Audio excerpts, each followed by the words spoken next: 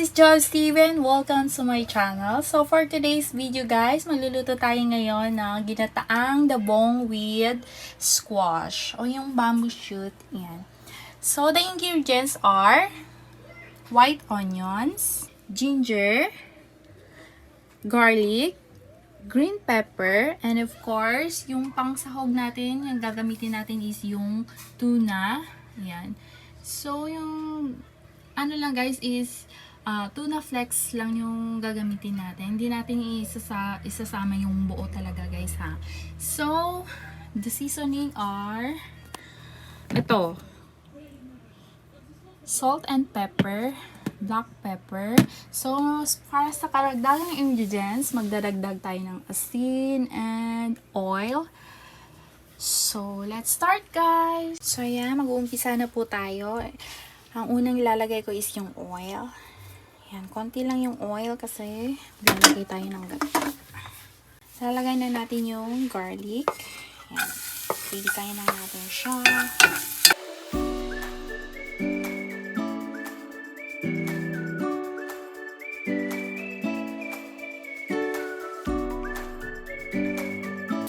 So, ayan. Next is yung white onion.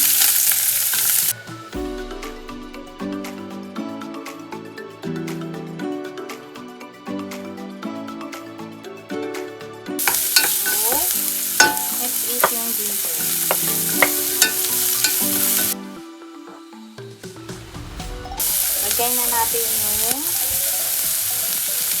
labong.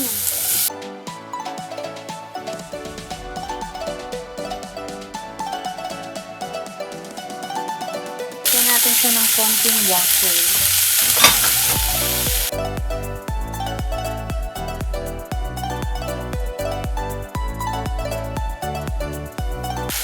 Takpan lang natin.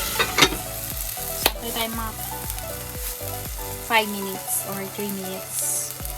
Makalipas ang 3 minuto, yan, dadagdag na natin yung ating coconut milk. Yan. Lagay lang natin. Buhos lang natin.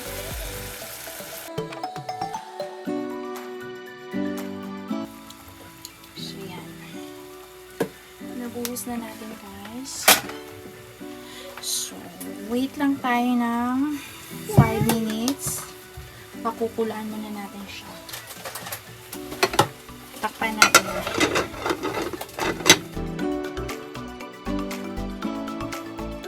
Guys, makalipas ang 5 minuto. So, as you can see, kumukulo na siya. So, ilalagay na lang natin yung squash. Let's add the squash.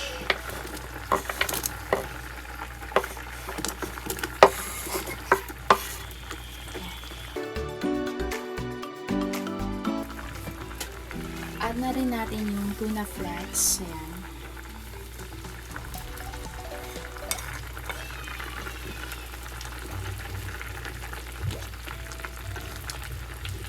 Add lang natin para mas mabilis maluto yung ating gulay.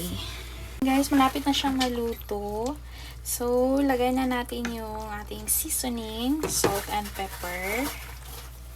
Ayan.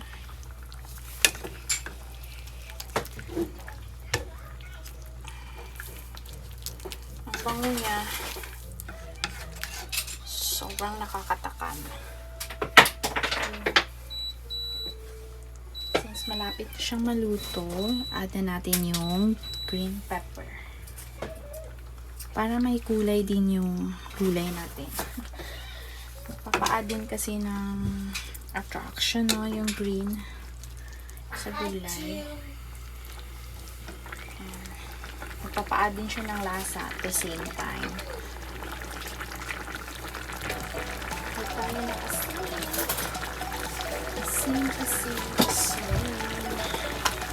So, let's add asin.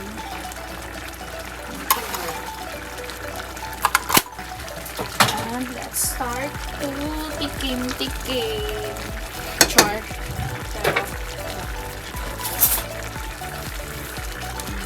Tikman natin kung tama na yung alat at yung lasa.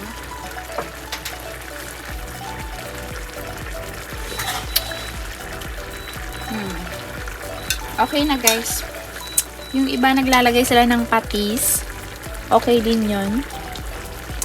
For sa akin, salt and pepper at saka yung paminta, okay na sa akin guys.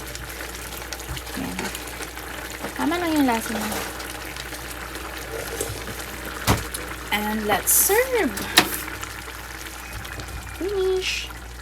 Ayan na guys, luto na ang ating ginataang labong with kalabasa. So, yan. So, I hope you guys enjoy watching and kita-kits tayo next time. Bye!